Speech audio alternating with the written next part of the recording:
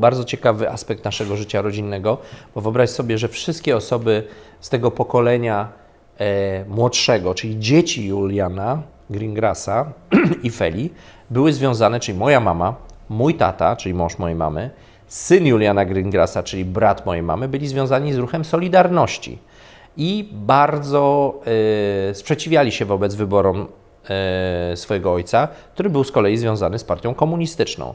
Ja też zadałem swojemu dziadkowi pytanie, jak ty w ogóle mogłeś się związać z tak okropnym ruchem?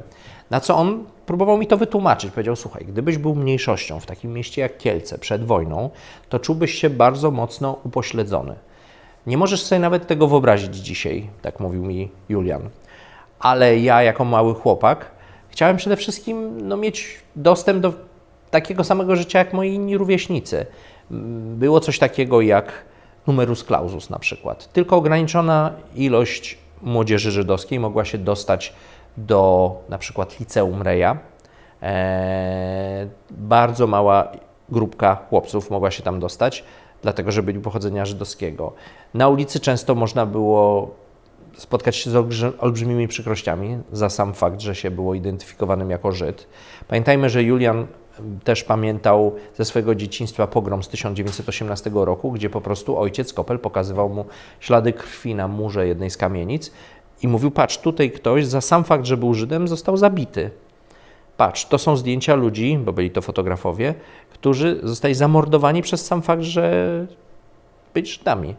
To musiało bardzo głęboko osiąść w moim dziadku, jeszcze przed wojną i on nie zgadzał się na taki świat. Po prostu myślał sobie, a może mógłby istnieć jednak świat, w którym pochodzenie nie ma takiego znaczenia, tylko jesteśmy oceniani za to, kim jesteśmy, a nie za to, skąd pochodzimy.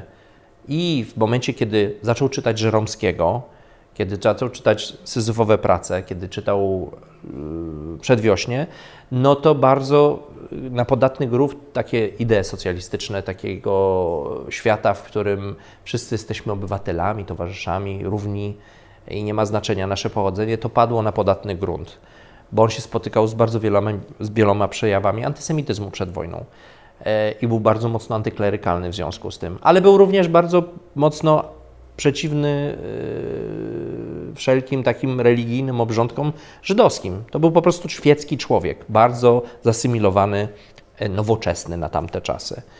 Kiedy trafił na Politechnikę do Warszawy, również musiał się zmierzyć z faktem, że jest bardzo mała ilość miejsc, pula miejsc przeznaczona dla potencjalnych żydowskich studentów i studentki. Dostał się tam razem ze swoim przyjacielem, bratem swojej narzeczonej, mojej babci Feli. Studiowali tam, ale związali się bardzo szybko z ruchem komunistycznym, który też był takim głosem sprzeciwu przeciwko takim czasom, w których spotykałeś się z gettem ławkowym, w którym istniały takie zwyczaje na Politechnice, że można było być obitym przez jakichś właśnie, nie wiem, narodowców za sam fakt, że się było Żydem.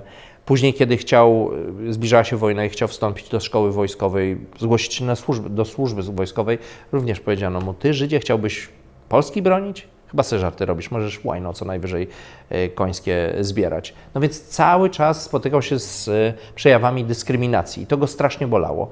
W takim człowieku, no niewątpliwie te idee socjalistyczne bardzo mocno się zagnieździły, więc po wojnie, po tym kataklizmie, w którym on stracił rodzinę, kiedy uległ zagładzie cały świat, który on znał, pomyślał sobie, może to jest taki czas, żeby zacząć wszystko od zera, od nowa. Wiemy, do czego doprowadziły te komunistyczne idee, ale on tego nie wiedział. On nie był związany z jakimś urzędem bezpieki, on po prostu był inżynierem, który zajmował się przemysłem ciężkim. Zajmował się po wojnie kotłowniami, potem miał styczność z przemysłem stoczniowym, potem miał styczność z przemysłem lotniczym i tak dalej, i tak dalej. Wydawało mu się, że może budować nowy świat.